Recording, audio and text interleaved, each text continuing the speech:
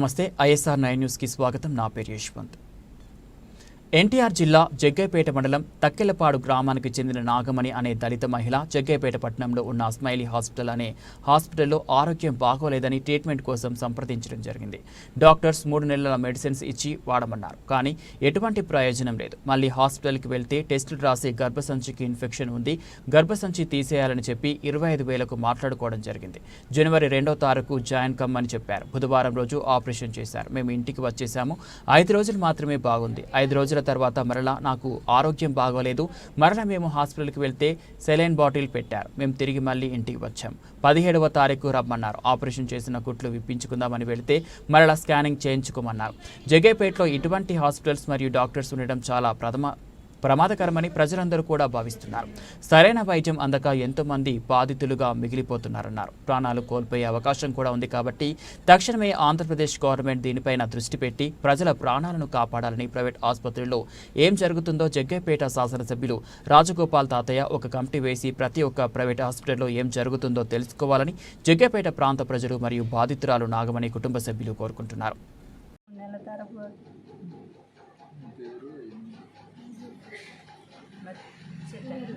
తగ్గిలపడని నాగమణి హాస్పిటల్లో చూసుకోవటానికి పోయా స్మైలీ హాస్పిటల్కి.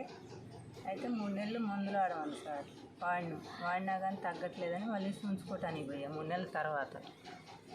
అయితే స్కానింగ్ దించుకొని రండి, మందులు రాస్తా ఉంది. చూపించుకొని వచ్చినాక బాగలేదు, గర్భసంచి తీసేయాలని చెప్పినాక వెంటనే తీయించుకుంటామని మాట్లాడుకున్నాం సార్. 25,000కి మాట్లాడుకున్నాక మంగళవారం రమ్మంది 2వ తారీఖు జాయినింగ్కి. 2వ తారీఖు పోయినా, 2వ తారీఖు జాయినింగ్ అయినాక తెల్లారి బుధవారం ఆపరేషన్ చేసింది సార్. చేసినాక 5 రోజులు అడ్మిట్ చేసినాక మంచిగానే ఉంది. తర్వాత ఇంటికి పంపించింది.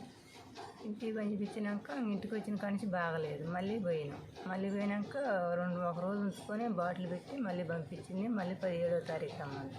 17వ తారీఖు కుట్లు ఇప్పించుకున్నాం. మామూలుగా పోయినాం మేము అసలు. సో అయితే చూసి స్కానింగ్ దించుకోవాలంటే స్వాతి అందులోకి స్కానింగ్ దించుకోవటానికి పోయినా. మళ్ళీ సక్సెస్ కాలేదు అని అంది. అంటే జాయినింగ్ కావాలి. జాయినింగ్ అయినాక ఆపరేషన్ ఒకటి చెయ్యాలి, కుట్టు సీమ్ పట్టిందని చేసింది సార్. జాయినింగ్ చేయించుకొని ఇచ్చారు సార్, మూతలు ఇచ్చారు. అది అయినాక 2 సార్లు ఏమైనాయి అక్కడ మోషన్స్. ఇంటికి అడ్మిట్ ఇంటికి పోండి అని తోలింది. ఇంటికి వచ్చినాక 3 సార్లు అయినాయి.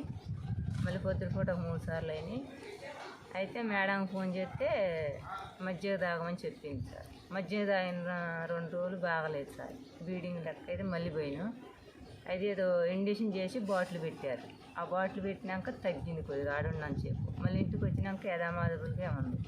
మళ్ళీ మేడంకి ఫోన్ చేస్తే తీసుకురమ్మంది 17వ తారీఖు. మళ్ళీ పోయినాక జాయినింగ్ చేయించుకున్నాక స్వాతి హాస్పిటల్కి స్కానింగ్ రాస్తే చూసుకొని వచ్చినాక మోషన్స్ కావట్లేదు సరిగ్గా కానీ చెప్పినాక అడ్మిట్ కావాలి, మళ్ళీ ఏమో ఒక 5 రోజులు ఉండాలని చెప్పింది సార్.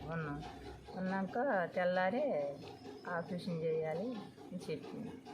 బ్లడ్ ఎక్కించి ఆపరేషన్ చేయాలంటే బ్లడ్ తీసుకొచ్చింది 2వ కూడా. 2వ తీసుకొచ్చినాక ఆపరేషన్ హాస్పిటల్ రూమ్లోకి తీసుకొని మొదటి డాక్టర్ తీసుకొచ్చి మళ్ళీ ఆపరేషన్ చేశాను. పాటు ఒక అమ్మాయి చేయించుకుంది, మా ఊరు అమ్మాయి. అమ్మాయికి కూడా అట్టే ఉంది. అంటే ఆ అమ్మాయిది ఊరు కాలేదు, మా ఊరే కానీ జగ్గైపేట ఇచ్చారు. అక్కడ అట్టే ఉందంట ఆమె పరిస్థితి కూడా. తల్లిగారు ఆమెకు 24 గంటల కడపల నొప్పి చేయించుకుందంట. మా ఊరు అమ్మాయిని జగ్గైపేట ఇచ్చారు. 24 గంటల కడపల నొప్పికి నాకంటే ఒక రోజు ముందే చేయించుకుంది. ఆమెకు కూడా ఇదే పరిస్థితి ఉందంట. ఆమెకి ఎట్లా కుట్లు సీమ్ పోసి ఆర్ఎంపీ డాక్టర్తోనే చూసుకుంటుంది. ఆపరేషన్ అయింది కదా సార్. అయితే ఇక్కడ స్కానింగ్ లేదు, విజయవాడ వెళ్ళండి, మాదే వ్యాను కార్ మేమే ఇస్తాం అన్నారంట సార్. మా మమ్మీ ఏమందంటే నేను విజయవాడ వెళ్ళను, ఇంటికైనా వెళ్తా కానీ విజయవాడ మాత్రం వెళ్ళను. విజయవాడ వెళ్తే ఇంకేం చేస్తారో నాకు తెలియదుగా అని ఇంటికే వచ్చింది సార్. అదే సార్ జాయినింగ్ అయింది 2వ తారీఖు సార్. చేసింది అనుష మేడం. స్మైల్ హాస్పిటల్ ఆపరేషన్కి జాయినింగ్ అయ్యి